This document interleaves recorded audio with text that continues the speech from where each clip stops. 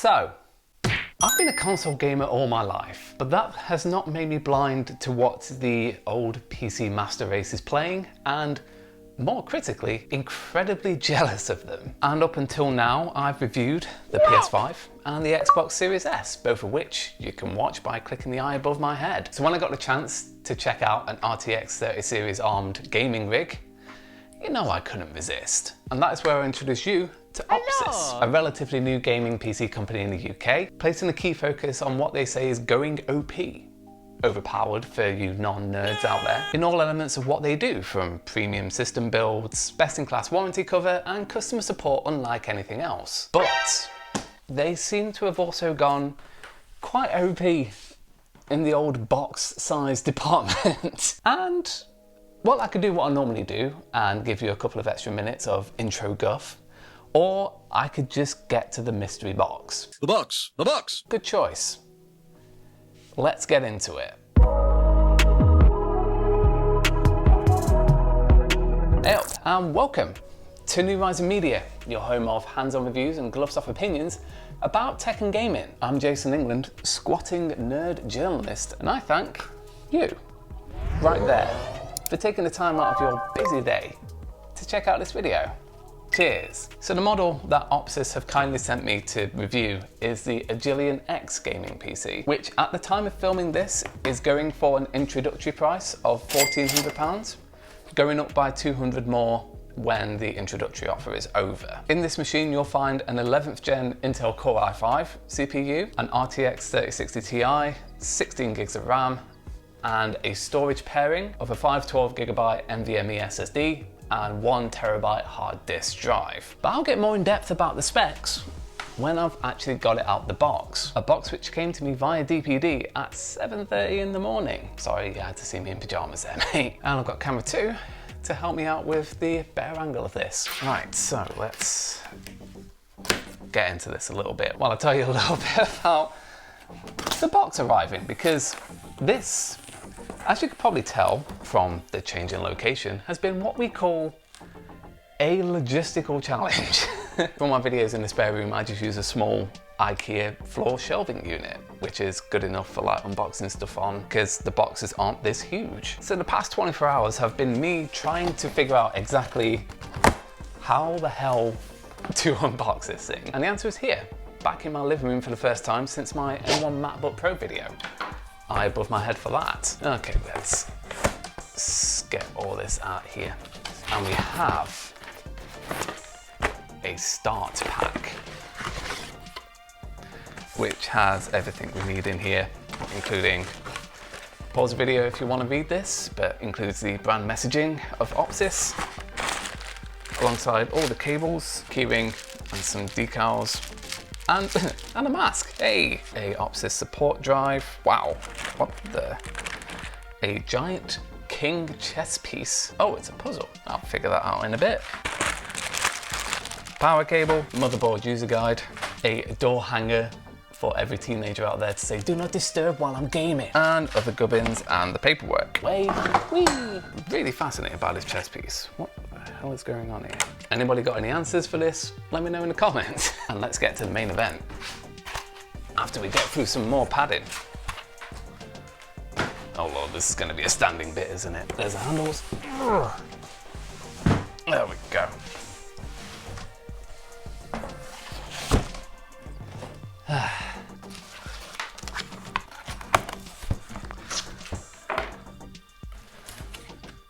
Please keep this box. Good advice. Another standing bit.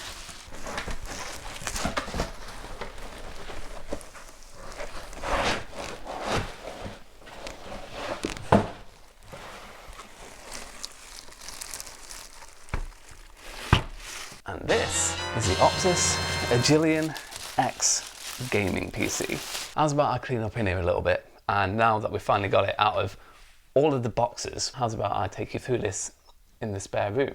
Sound good? Good. So here we are, back in the spare room with this monster of a PC, the Opsys Agilian-X.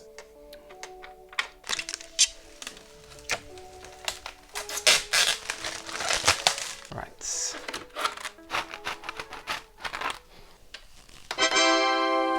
go. Now that we've got all this funky RGB going on here, let me take you through a little bit of what is in this machine. Opsys have chosen to use an Asus Prime B560 motherboard on which there is an Intel Core 5 11500 processor. That's right, we're going Rocket Lake here. For multitasking, you have 16 gigabytes of 300 megahertz DDR4 RAM. For the graphics, the main bit that everybody pays attention to on a good build is the Asus Nvidia GeForce RTX 3060Ti, clocked at 1.66 gigahertz with 8 gigabytes of GDDR6 video memory. And storage is handled just under there by a 512 gigabyte NVMe SSD, and somewhere in there, I'm guessing it's around the back, as it's usually in a hard disk drive tray down here. There is a 1 terabyte Seagate Barracuda hard disk drive. The power supply is a 750 watt Cooler Master MWE, and of course you got a whole lot of cooling going on in here too. 3